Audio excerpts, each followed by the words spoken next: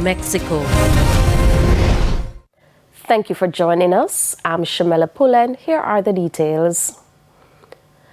Industrial Minister Auburn Hill says Jamaica will not be party to the ongoing trade dispute between China and the United States.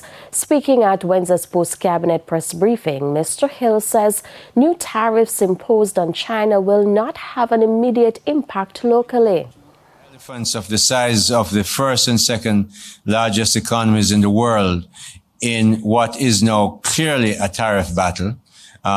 You have to be very, very much aware and nimble to make sure you find the places where we're not the target. We don't sell fentanyl to anybody. We don't have a border from which, people are moving into the United States. And we have a very large negative trade balance, unlike other countries that have very large positive trade balances against the U.S.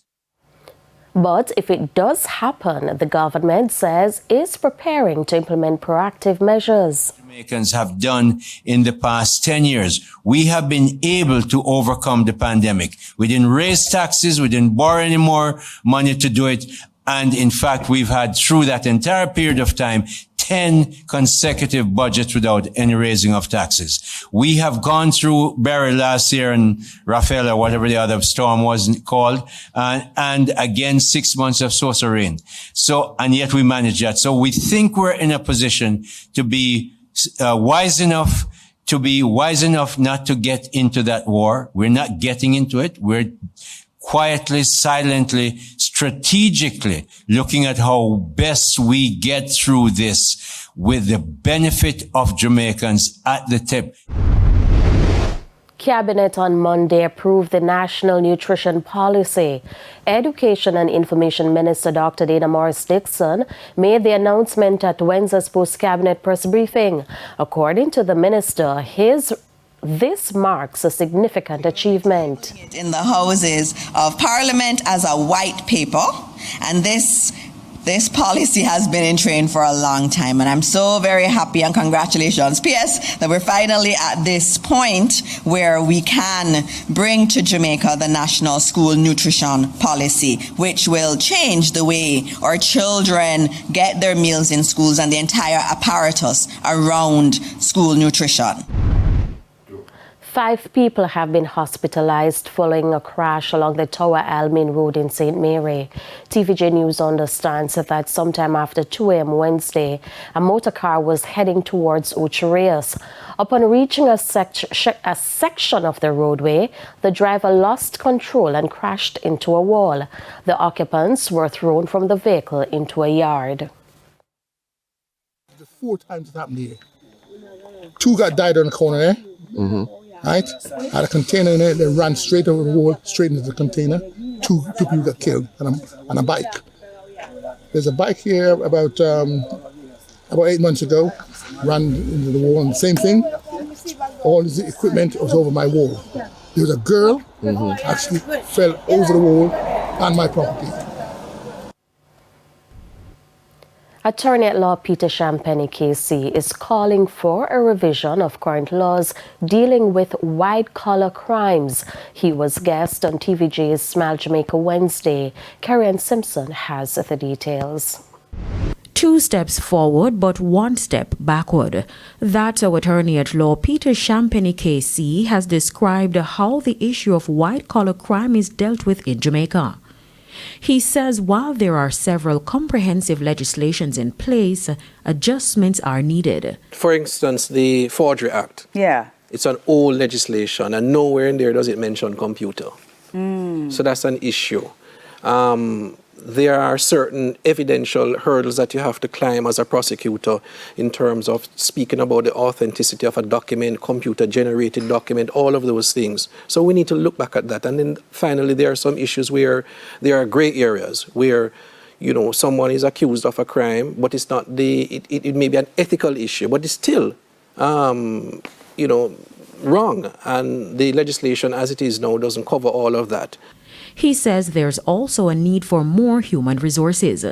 In terms of forensic auditors, technical people, and so on, there was a recent situation with SSL where, you know, there was talk about having persons from overseas to come. We shouldn't be at that stage, you know. Not to say that we haven't developed our police investigation and so on, but certainly we need more assistance in that regard. And in instances where agencies and law enforcement are at a stalemate in moving forward, Mr. Champagny is recommending that the provisions in the current laws are revisited. And that is why I'm saying that one needs to look at the legislation to deal with something like that, where once the police have information, because as you appreciate, white-collar crime is something that happens in a very discreet way, quickly, and the moment there's any alert that they're onto you, you can imagine that the offenders are going to try and, you know, cover up and so on.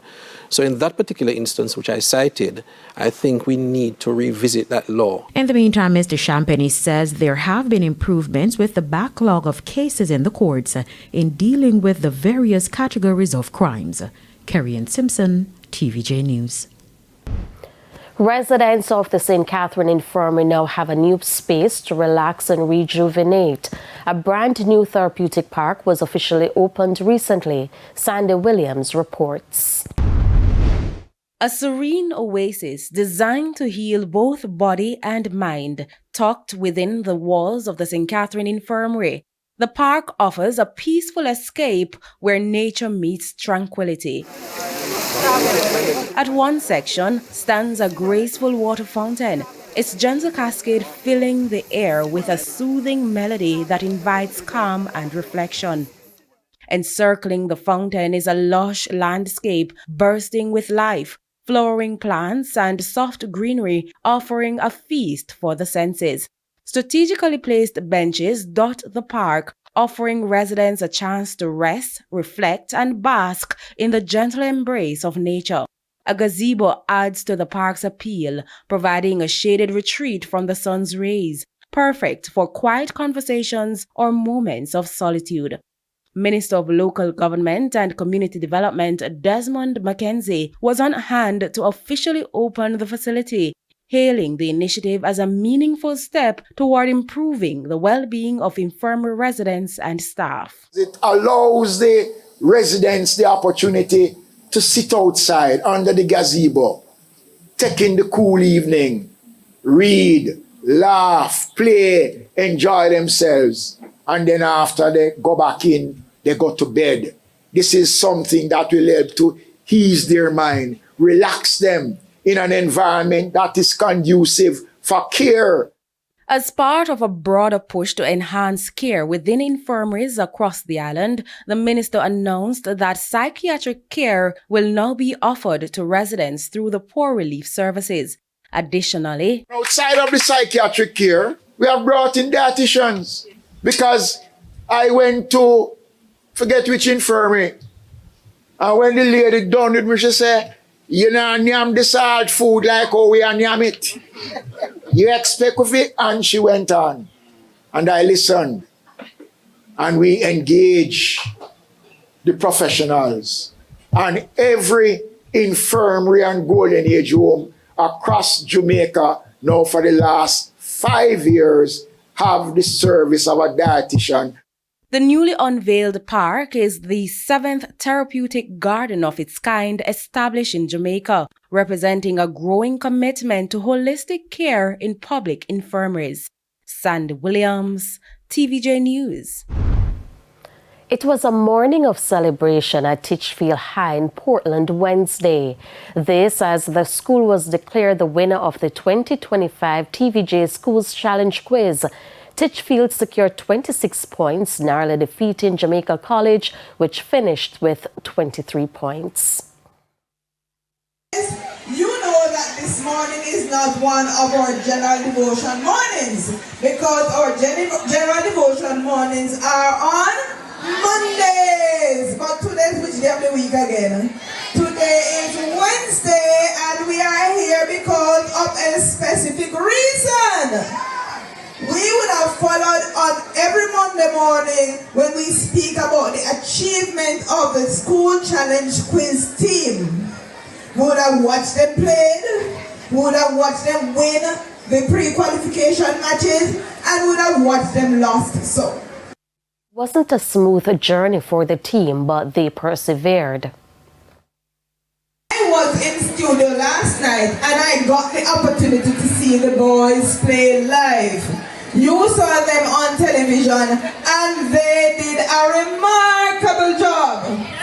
They had us biting our nails and they had us shaking our legs, but at the end of the day we won and we were victorious. So let's hear.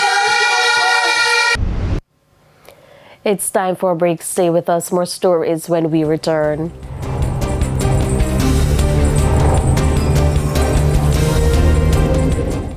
Welcome back to the Midday News. It's now time for the Business Minute. The Bank of Jamaica is reporting that its profits jumped to $6.2 billion during the period January 1 to March 25 of this year. The bank's assets during the period increased to $1.15 trillion, or 33% of nominal GDP, compared with $1.1 trillion, or 34% of GDP on March 24 last year. This was due to a spike in its foreign assets to $912.6 billion in March compared to $805.4 billion for the same period last year. The central bank's local assets, however, dropped to $241.9 billion this year from $287.2 billion for the corresponding period last year. Further afield, new tariffs on imports from almost 90 countries are in effect as of today. Customs and Border Protection says most range from 11 to 50%. Also new today is an 84% bump in goods from China. Add that to boosts earlier this year and the total hike for Chinese imports to 104%.